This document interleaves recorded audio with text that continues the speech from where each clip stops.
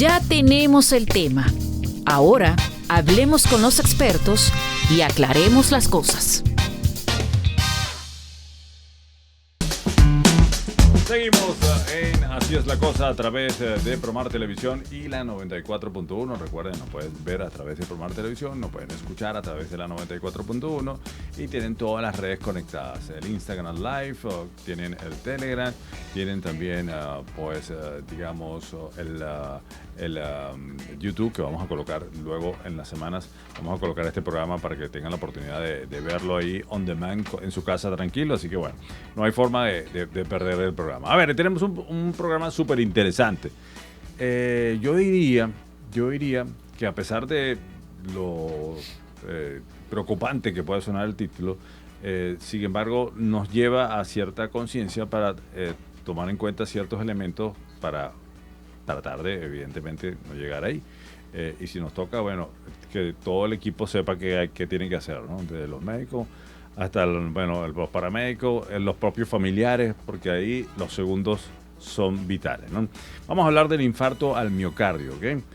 ¿Quién es nuestro invitado? El doctor Miguel Ángel Romero, médico cirujano egresado de la Universidad Experimental Francisco de Miranda, médico internista egresado del Hospital Central de San Felipe, cardiólogo egresado de Ascardio, director de la Unidad de Cardiovascular San Felipe en Yaracuy, cardiólogo de la Unidad de Cardiología de la Clínica Canaval, cardiólogo de la Federación Venezolana de Fútbol. Ahí no coincidimos, Miguel, mira, porque yo trabajé, no con la federación, pero sí trabajé en el fútbol con Primera División, pero bueno, tengo la experiencia ahí de vivir esa emoción de estar en el campo, que eso no se compara con nada, ¿no? No, con nada. Esa es una cosa. Miguel, bienvenido. Muchísimas gracias, un placer. Bueno, Miguel, vamos a hablar de un tema que decía yo que un tanto sorprende, ¿no? Al nombrar el término como tal, pero que nos obliga evidentemente a tomar, tener conocimiento, a la medida que vayamos desarrollando el tema, van a ver qué rol juega cada quien en el infarto al miocardio, y pudiésemos empezar por definir. Yo voy a empezar porque definamos un poquito del término de infarto, porque la gente piensa que el infarto solamente da en el miocardio, ¿no? Y el infarto puede ocurrir en cualquier, digamos, órgano que cierre su paso sanguíneo y su oxigenación, y ahí puede ocurrir un infarto que puede ser intestinal, puede ser miocardio, pero en este caso evidentemente nos corresponde el infarto al miocardio, que podemos definirlo allí, ¿no? Bueno, como tú dices, el infarto es la ausencia de flujo hacia cualquier órgano.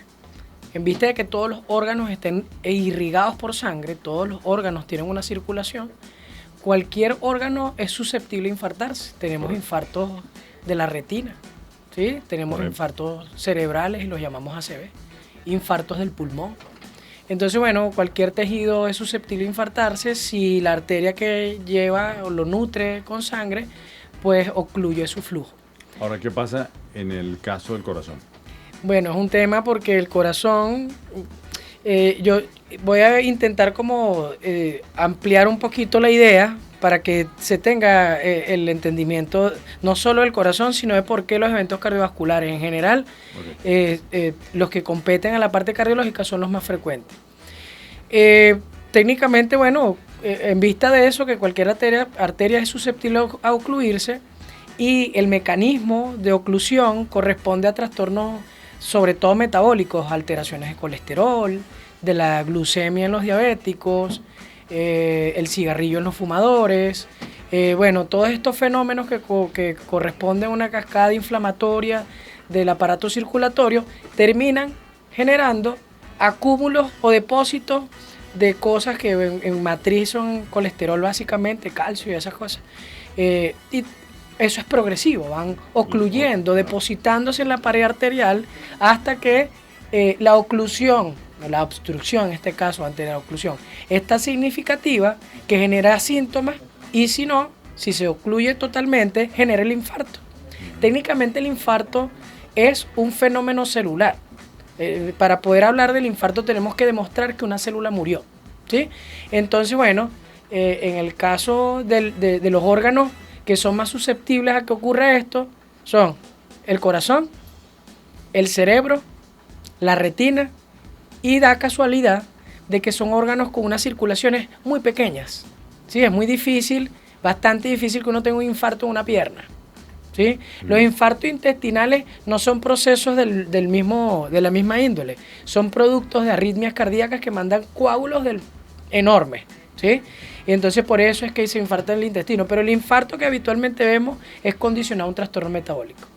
Entonces, bueno, esa es como la explicación más fundamental. Primero, el trastorno metabólico, y segundo, ¿por qué tan frecuentemente ocurre el infarto cardíaco? Bueno, por una cuestión de diámetro de la arteria.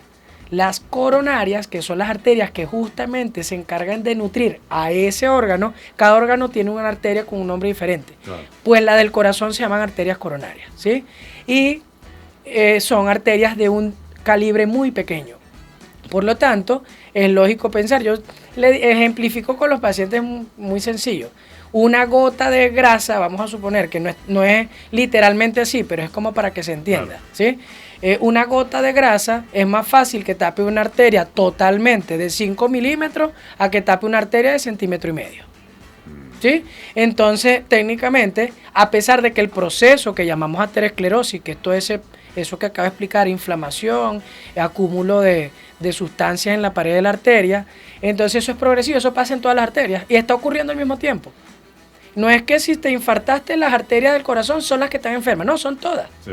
Lo que pasa es que el evento se desarrolló en las que son más susceptibles. Imagínate el diámetro de una arteria de la retina.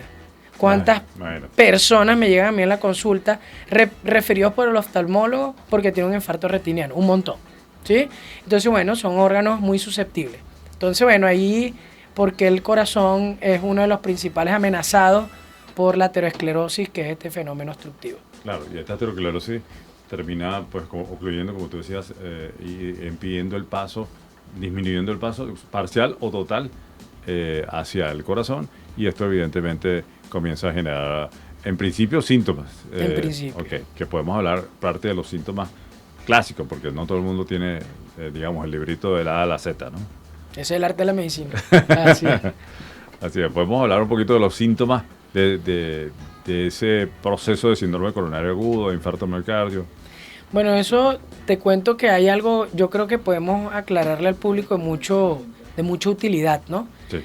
Porque para nosotros el dolor de pecho de causa cardíaca lo llamamos angina, ¿sí? Es decir, no todo dolor de pecho es una angina, porque para llamarlo angina tenemos una serie de síntomas específicos que nos dicen cuándo pensarlo, ¿sí?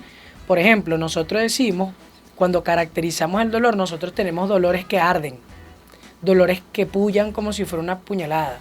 Y está el dolor opresivo. El dolor opresivo es el dolor característico de la angina. Más o menos, como para que se entienda, es como que si estás acostado boca arriba y yo te pongo 4 libros de medicina que son bastante gruesos y te los coloco en el pecho, ¿sí? Es una sensación de opresión del pecho, no pulla, no arde, no quema, ¿sí?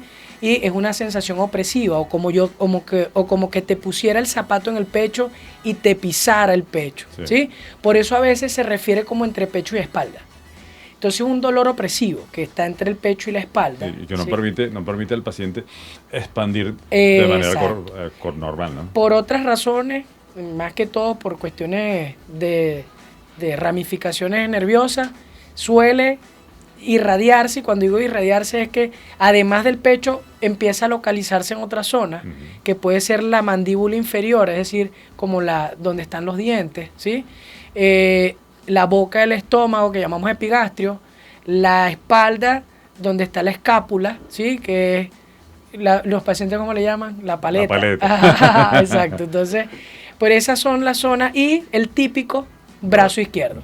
Sin embargo, el brazo derecho también puede ser parte de las irradiaciones de la angina, ¿ok? Entonces, ¿qué pasa? Esa es la angina típica.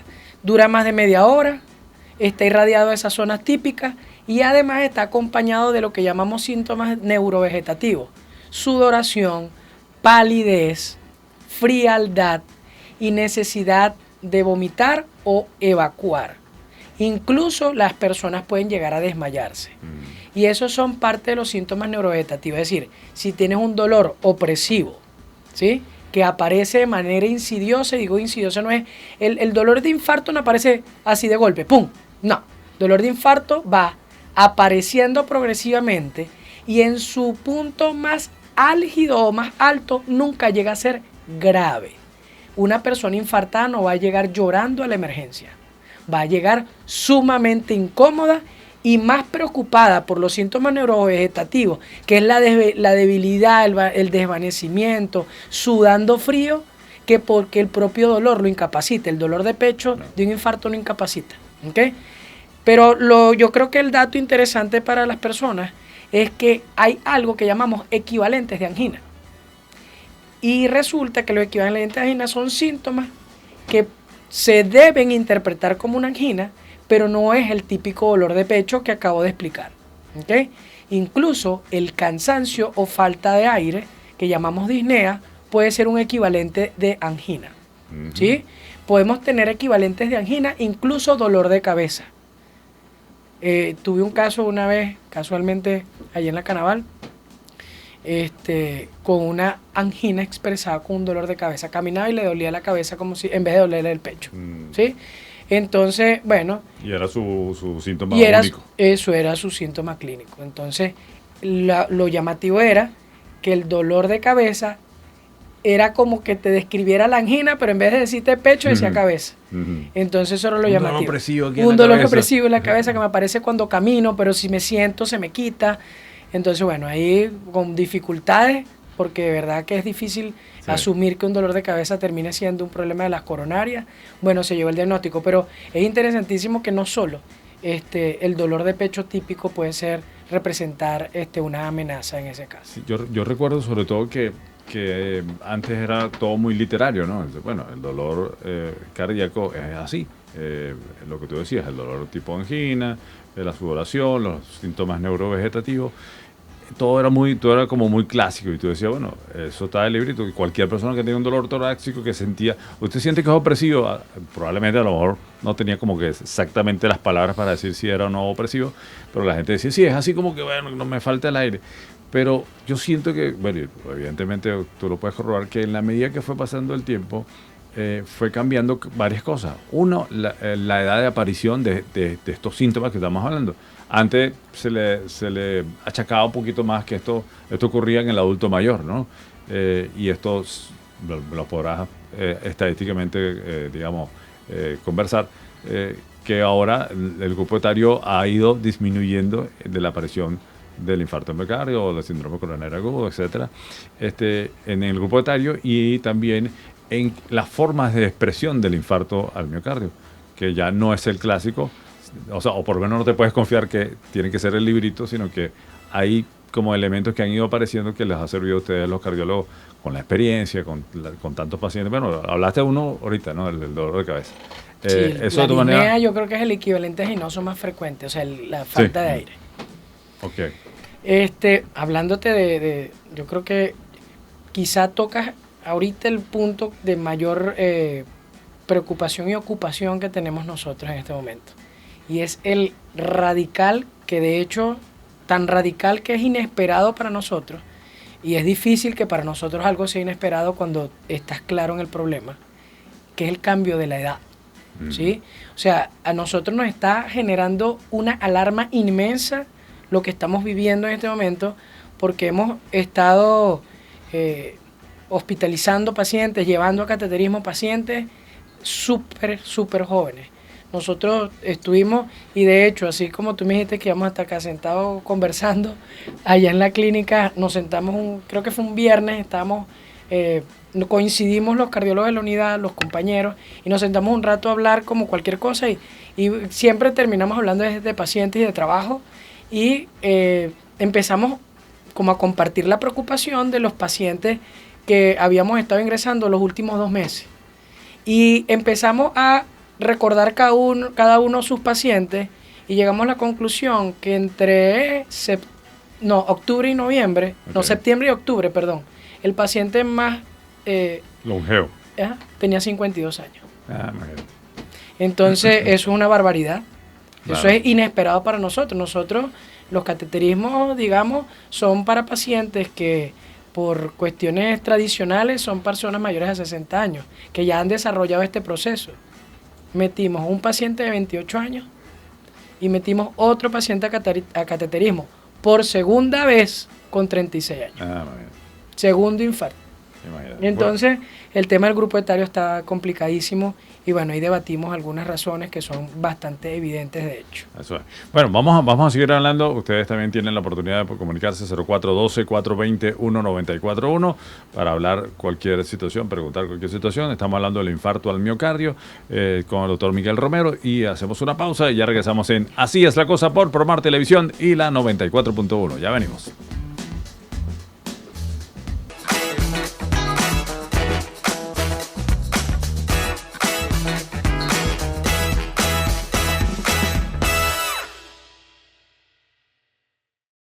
Terminemos con la duda. Pregunten, que el doctor responde.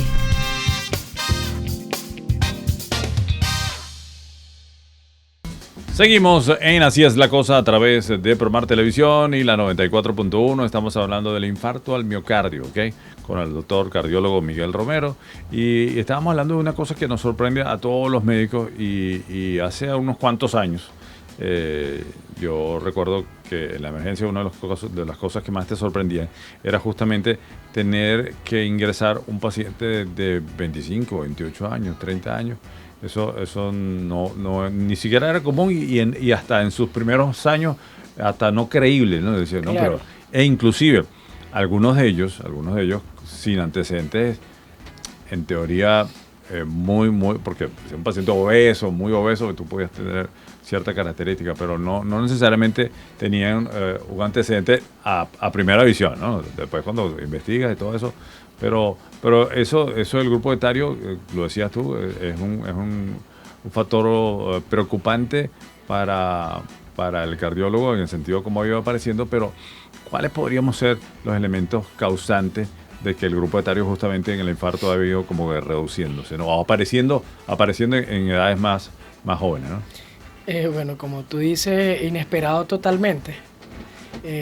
Y antes a uno lo llamaban a las 3 de la mañana, que hay un chamo de 28 años con un dolor en epigastrio y tú decías, no, ya va al gastroenterólogo. Pero no, ponle omeprazol. Pero no, jamás ibas a pensar, y de hecho dabas por sentado que con plena seguridad y no había nada cardíaco por la edad.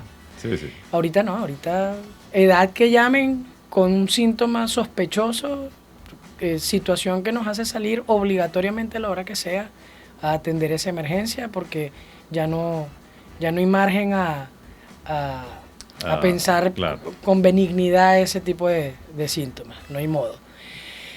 Bueno, los factores de riesgo yo creo que son súper conocidos y los voy a mencionar, pero yo creo que en base a la interpretación, porque aquí nos está pasando algo como con el COVID, que de inicio estamos en eso, ¿no? Estamos como entendiendo la situación, pero yo creo que aquí es un poco más obvia que en el tema del COVID, porque el factor de riesgo que ya existía, pero ahorita se enfatiza demasiado, yo creo que es muy obvio.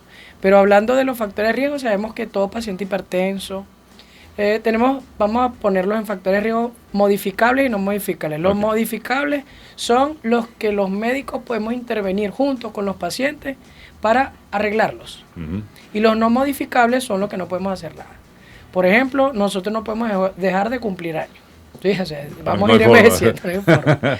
Entonces, la herencia, si tus padres o hermanos, cuando hablo de herencia, son factores de riesgo en primera línea. Normalmente yo pregunto en la consulta y lo aclaro como para que la gente tenga en cuenta eso. Cuando yo pregunto, ¿tienes antecedentes familiares de enfermedad cardiovascular? ¿Un padrino? No, eso no es de interés. Cuando hablamos de factores de riesgo cardiovasculares nos referimos estrictamente a familiares de primera línea. Mamá, papá y hermanos. Exacto. Entonces, bueno, quizá valga la pena una mención de segunda línea si es exageradamente notable que el evento cardiovascular es muy presente en esa línea, que pueden ser tíos o primos. ¿Sí? Tiene que ser demasiado notable para que nosotros lo tomemos en cuenta, pero realmente hablamos de papá, mamá y hermanos. ¿Ok? Bueno, eso es raza. ¿Ok? Esas son cosas no modificables. ¿El tema del sexo? O sea, el género, sí, el sexo, mejor dicho. tiene que ver mucho porque la mujer nos ganó una pero de a ratico. ¿Qué quiere decir? Sí. Que mientras esté en edad fértil y vean regla, el estrógeno es una hormona cardioprotectora sumamente potente, ¿sí? Y la enfermedad cardiovascular en mujer es mucho más baja que la del hombre cuando están comparados en edades mientras la mujer está en edad fértil. En lo que la mujer entra en menopausia suele equiparar la situación de riesgo cardiovascular en relación al hombre.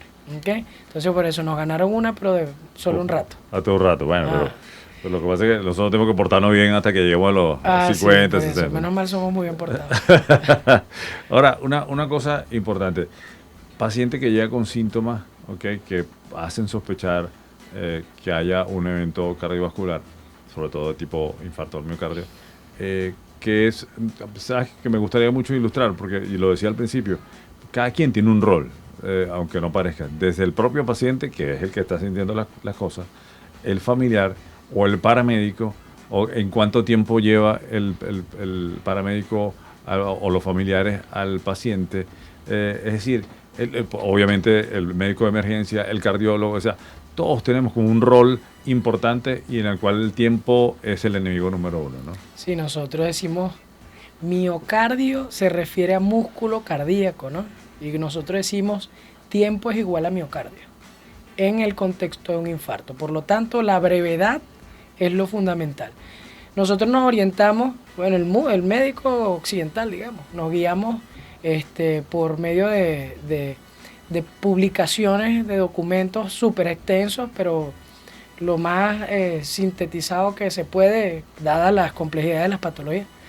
Y donde los más emblemáticos son la Sociedad Americana del Corazón y la Sociedad Europea del Corazón también, ¿sí?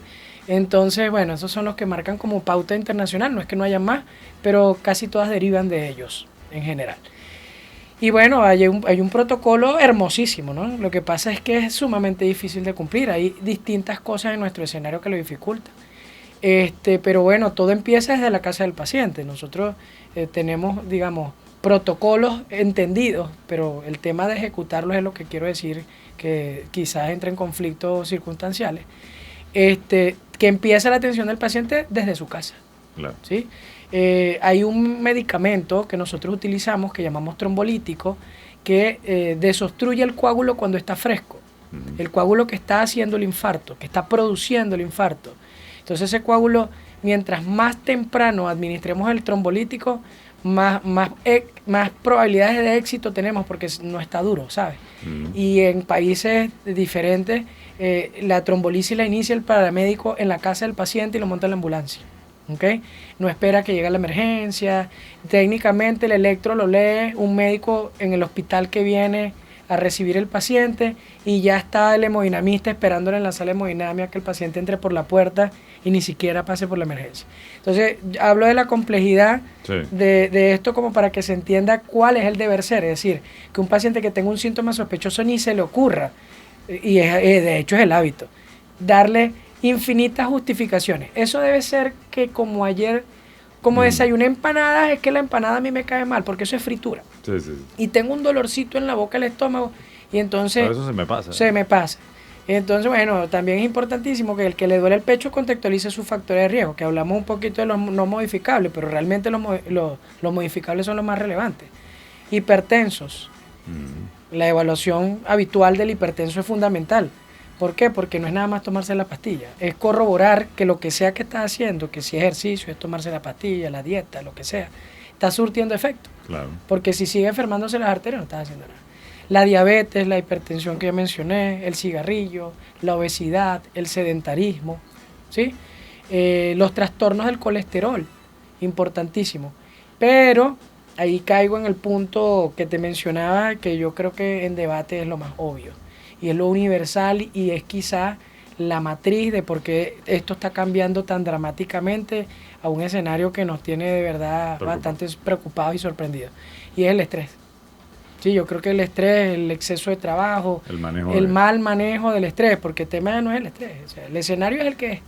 O sea, vivimos en el escenario que nos corresponde. Pero el manejo, aprender a manejarlo. Aprender a manejar el escenario es lo fundamental. Entonces todo eso trae una cantidad como un efecto de cascada, ¿sí? Dominó.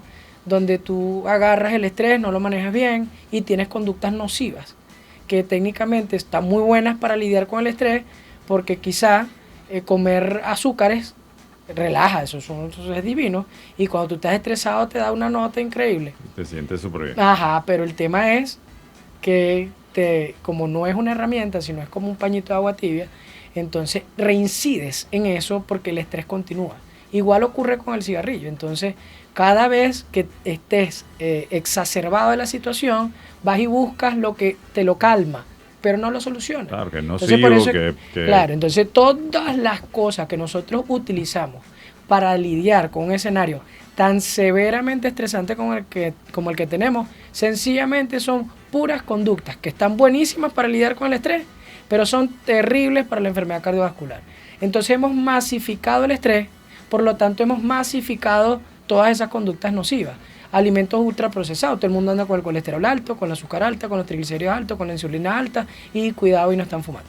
No, y pasa con mucha frecuencia, sobre todo en el tema de glicemia, que te haces una glicemia normal y aparecen valores normales, pero no has ido al médico tampoco, sino no, yo me la hice y salió normal, pero hoy en día se toman parámetros mucho más sofisticados, más importantes, que no son una cosa del otro mundo tampoco, pero que miden realmente el valor del riesgo de la glicemia claro, como tal en el paciente, ¿no? Hay una cosa interesante. Cuando llega el paciente a la emergencia, generalmente con el dolor y todas estas cosas, y se piensa en un dolor de origen cardíaco, lo primero que se busca, por supuesto, es estabilizar al paciente, hacer el electrocardiograma. Obviamente explicar el tema del electrocardiograma es muy complicado para todos, pero sí evidentemente podemos como que cuadrar el escenario de lo primero que hace el cardiólogo una vez abordado el paciente estable, consciente, para llegar al diagnóstico del infarto del miocardio y por supuesto canalizarlo de ahí en adelante hasta llegar inclusive al punto lo decías, de que se va a permeabilizar, se va a colocar un stent, etcétera, ya hemodinamia, pero en principio sí me gustaría ilustrarle un poco a la gente lo que se hace realmente cuando un paciente con estas características llega a una emergencia y el cardiólogo tiene la oportunidad de recibirlo en condiciones estables, ¿no? Claro, bueno, eso es, digamos, como el protocolo típico de lo que vivimos haciendo. El interrogatorio de estos síntomas es fundamental. O sea, el definir que el paciente venga con una angina o un equivalente marca el resto de las cosas. El resto de las cosas son sencillas. De hecho, es bastante rutinario y todas las conocemos. La realización, de inmediato nosotros sospechando que el dolor de pecho pudiera, así fuera, mostrar un indicio de que pudiera corresponder a un evento coronario, entonces venimos de inmediato a realizar un electrocardiograma. El electrocardiograma se altera de diversas maneras que, como tú dices, explicarle incluso a los médicos que no son cardiólogos es complicado. Es bastante complicado. Pero evidentemente la gente sabe que es una herramienta vital para vital. El médico general, el médico cardiólogo. Pero hay un detallazo que ya caigo en el tema del electro, que incluso nos pasa a los médicos y nosotros los cardiólogos vivimos haciendo, digamos, insistencia a nuestros colegas, sobre todo los que atienden en choque, en triaje de los pacientes, que es que más o menos aproximadamente un 30% de los pacientes con infarto cursan el infarto con el electro normal. ¿Sí? De hecho, este paciente, que fue el más viejo del grupo que le estoy diciendo, ingresó con electro normal. Se diagnostica el infarto con otras herramientas. Se le hace el cateterismo. Se le colocan los stents. Se va de alta 72 horas después y se fue de alta con el electro normal. Es decir, en ningún Nunca momento tuvo alteración electrocardiográfica. Si nosotros decimos 30%, la gente quizás pudiera subestimar el número. Pero 30% son 3 personas de cada 10 que te lleguen con un infarto. Mucho. Eso es un exceso. Entonces, es un error incluso que se pudiera cometer bajo, digamos, evaluación médica. ¿Ok? Por eso es que te digo, ¿qué es lo más importante? El síntoma. Sí. Porque es con eso lo que tú vas a trabajar. Porque es que si el paciente llega con un síntoma que tú dices que es que eso es un infarto, y el electro está normal, eso es un infarto. No, y lo voy a poner al otro lado, para que la gente lo entienda. Cuando su cardiólogo lo ve en la emergencia, por ejemplo, con este tipo de dolor, le hace un electro, lo primero que pregunta el paciente es cómo salió el electro. Ajá. Porque ya piensa que con el electro ya descartamos todo. ¿Y me puedo ir? ¿Salió bien? Exacto. ¿Me puedo ir? Generalmente, bueno, si el electro está normal, se le dice que está normal. El electro está normal, sin embargo, no ha terminado todavía la valoración completa. Se incomoda mucho. Y él se quiere ir ya. Sí, se no, quiere si ir. el electro está bien, me voy. Y se incomoda eso, mucho. Lo que sea. Te tienes que quedar 6 horas. Porque tengo que hacer el otro electro dentro de 6 horas y el otro control de las otras herramientas son la troponina y bueno, otros exámenes también sanguíneos que lo que hacen es demostrar que hay infarto. ¿Por qué? Porque la célula que muere libera esos químicos, digamos, y uno los mide en sangre. Y bueno, y muchas veces complementamos con un ecocardiograma de la emergencia, que es un eco como un poco rápido, corto, para responder preguntas estrictamente relacionadas al infarto. No, y estos son exámenes de sangre, tienen su tiempo para obtener el resultado y además de eso le permite, mientras está esperando el resultado de la troponina, por ejemplo, hacer otros electrosediados para ver si ocurre un cambio. Porque es ¿no? que la medicina no es una suma exacta, o sea, un resultado de una suma exacta, entonces uno tiene que construir un diagnóstico. A veces la gente cree que nosotros sencillamente con verlos y tener algunas pocas cosas nosotros podemos hacer diagnóstico, a veces no es así de sencillo. Sí, sí. Y nuestra misión siempre va a ser no dejar al paciente con el problema con que vino pidiendo ayuda. Entonces, a veces necesitamos tiempo. La troponina, de hecho, que la troponina no solo que tarda elaborándose en el laboratorio el resultado, sino que químicamente tarda dependiendo, porque es que la tecnología mejora. Antes esperábamos 6 horas para el siguiente control, ¿sí? Es decir, que después del infarto, arrancado el dolor de pecho, digámoslo así, arrancado el infarto, la troponina con los métodos antiguos, digamos, tardaba 6 horas en registrarse. Es decir, tú tenías que esperar tener 6 horas infartado para que pudiera aparecer en el examen de sangre. Sí, de acuerdo. Lógicamente, ahora tenemos troponinas más sensibles, pero también hago la acotación que es que no están disponibles en todos los laboratorios. Entonces, no es que el doctor Miguel dijo que ahora la troponina ultrasensible logra detectar valores muy pequeños y mucho más prematuros después de 2 horas. Entonces, se hace una troponina en cualquier laboratorio, no constan que sea ultrasensible y a las 2 horas como salió negativa, yo estoy bien. Sí. Entonces eso no es así de sencillo, de verdad que son muchas variables que hay que tomar en cuenta. Inclusive, ya para ir a un break y ya regresamos, también está el caso donde todo está normal.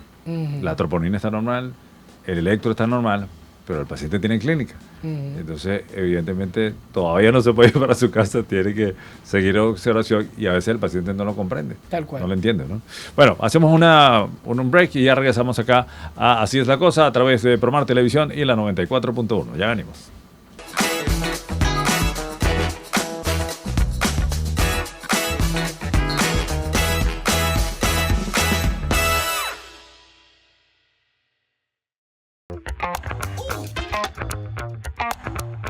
Después de hablar, analizar y razonar, llegó la hora de... ¿Y entonces? ¿Cómo es la cosa?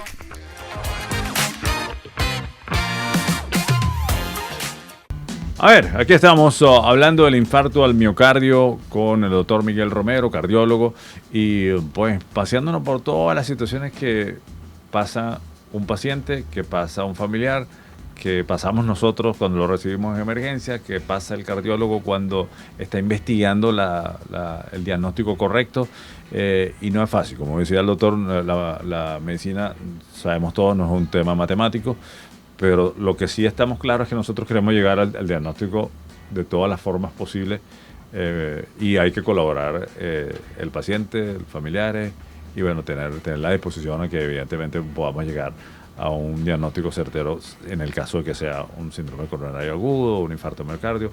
Pero lo importante, y quiero que se queden con eso, en esta parte vamos a hablar un poquito de las conclusiones, las recomendaciones, es todo lo que estamos haciendo, digamos, en pro, valga la expresión, de que tengamos la posibilidad de tener un evento cardíaco. Si seguimos haciendo muchas cosas que la hemos medio conversado, pero bueno, como este es el bloque de las recomendaciones y todo eso.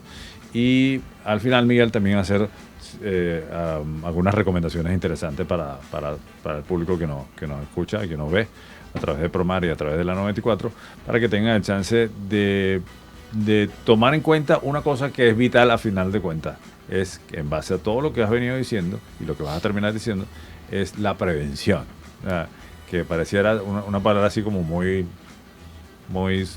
corriente. Prevención, man, sí, no, pero es que yo no hago tal cosa. Pero haces de las que son negativas, haces 8. No hago 2. No, yo me acuesto temprano, no sé. No, yo no como pan. Yo no como pan, no tomo refresco. No, pero entonces comer arepa en desayuno, almuerzo y cena, pasta, todo sí, eso. Bueno, pero vamos a recomendar como cardiólogo. Es que el tema de la prevención es fundamental, porque es que, sobre todo, yo no desestimo el resto de las patologías. Cada patología tiene una gravedad particular, ¿no? Pero es que el tema de la enfermedad cardíaca es tan frecuente, ¿sí? Que supera infinitamente el resto. La OMS calculó para el 2024 27.9 millones de fallecidos por causa cardíaca al año, en un año. Eso es un exceso, eso es casi la población de Venezuela en un año. Entonces, la prevención es fundamental porque somos casi parte de una estadística obligada si seguimos en el mismo escenario. Escenario que no solo es catastrófico por los resultados tan alarmantes o tan chocantes como la mortalidad, con una mortalidad tan alta, sino que las experiencias, porque eso también lo vivimos los médicos, es el manejar el familiar. Nosotros nada más no manejamos al paciente. Nosotros intentamos darle tranquilidad a un familiar que está de paso poniendo en tus manos y en la de Dios el desenlace de la vida de un ser querido, ¿no? Entonces, hay que entender que lo que hacemos nosotros y nuestros hábitos no solo repercuten directamente sobre nuestra salud y sobre el desarrollo de una enfermedad, sino que al momento de construirla tienen repercusiones universales, sanitarias, porque se gastan cada vez más recursos que son finitos.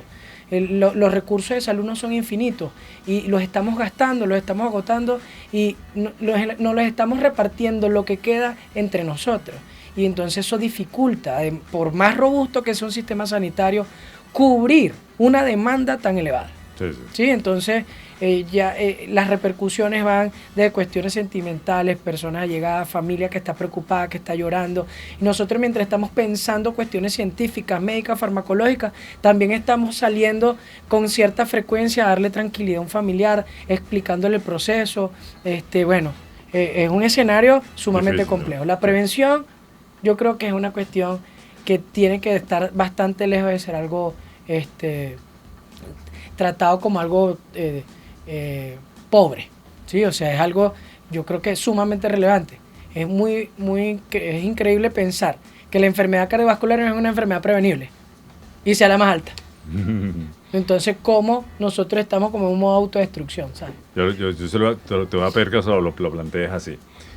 ¿Cuáles son los tickets que se gana la persona en la medida que va desarrollando ciertos hábitos que te van a llevar sin duda alguna a una enfermedad cardíaca como tal?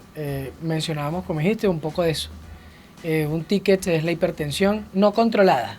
Okay. Ojo, ¿sí? Ser hipertenso, lógico, es un factor de riesgo, pero el factor de riesgo más grave es que no controles la hipertensión y no es nada más tomarte la pastilla, es corroborar que está controlada con un médico. Claro, que está haciendo el efecto. Lo mismo aplica con la diabetes, ¿sí? No es solo tener la glicemia controlada, es manejar todo el escenario. El abandono del cigarrillo es fundamental. El consumo de una dieta baja en ultraprocesados y sales, ¿sí? Sobre todo sales sintéticas, ¿no?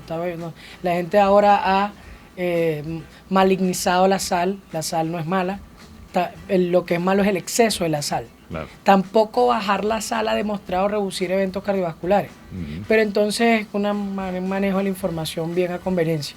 Lo que sí está demostrado es que el exceso de la sal es negativo. Sí, entonces, técnicamente no comas exceso de sal.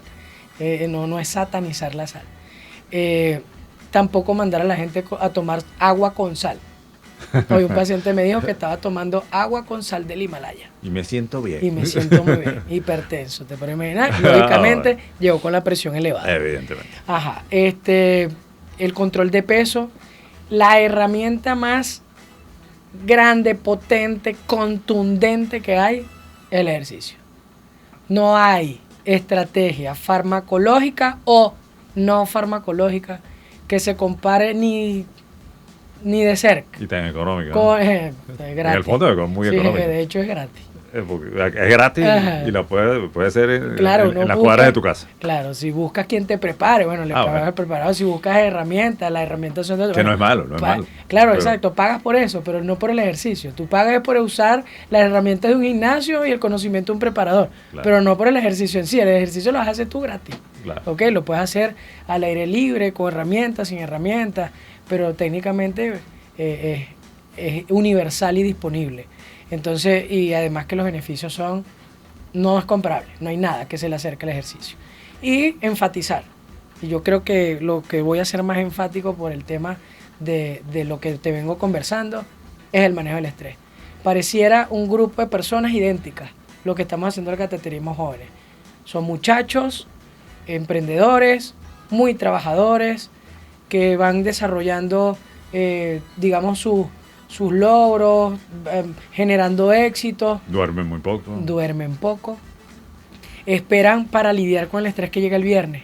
Están deseando que llegue el viernes para consumir licor, aumentar el consumo o comer. Y de hecho, un tema social también, claro, porque se viene todo involucrado. Se reúne con los amigos, claro, con los amigos y familiares, y eso, lógicamente, ¿qué más cosa puede generar gusto y placer que compartir con un ser querido? Y que este tipo de sustancias, el licor, el cigarrillo, constantemente en este programa reiteramos el efecto nocivo tremendo que ocurre. No lo recomendamos y tratamos evidentemente a través de todas las especialidades que entiendan realmente lo nocivo que es el consumo de alcohol, de cigarrillo y todo esto, ¿no? Por eso siempre lo combatimos de alguna manera. Pero bueno, ya es una decisión personal. Y quisiera, porque nos queda poco tiempo, Miguel, que nos dijera dónde te pueden encontrar, dónde pueden, digamos, tu consulta, tus redes sociales. Porque bueno, este es un tema que también, digamos, en la consulta es que evidentemente se trata de mejor manera y antes de. La idea es que no lleguemos a verlo como un paciente con un infarto de miocardio, sino que lo veamos antes de que ocurra eso. Al médico hay que verlo como un amigo, ¿sabes? Y ahí uno se involucra y de hecho uno hace mucha amistad con los pacientes. Esa relación se va construyendo en esa conversación en la consulta. Así es. ¿Dónde te conseguimos, Miguel? En la Clínica Canaval, en la unidad cardiológica, piso 1. Las redes sociales mías es Cardiocanal, @Cardiocanal en Instagram. Eso estuvo bueno, porque está fácil. Cardiocanal. Pues bueno, Miguel, 1.000.000 de gracias por haber estado con nosotros. Habrá muchas cosas que tenemos que conversar y bueno, te invitaremos de nuevo por acá. Gracias, hermano mío. Un placer. Bueno, un abrazo. Ustedes, por supuesto, reciban toda esa información, utilícenla para bien y ténganla ahí para que evidentemente la puedan utilizar. Por lo pronto, nos vamos. Esto fue Así es la Cosa. Chao.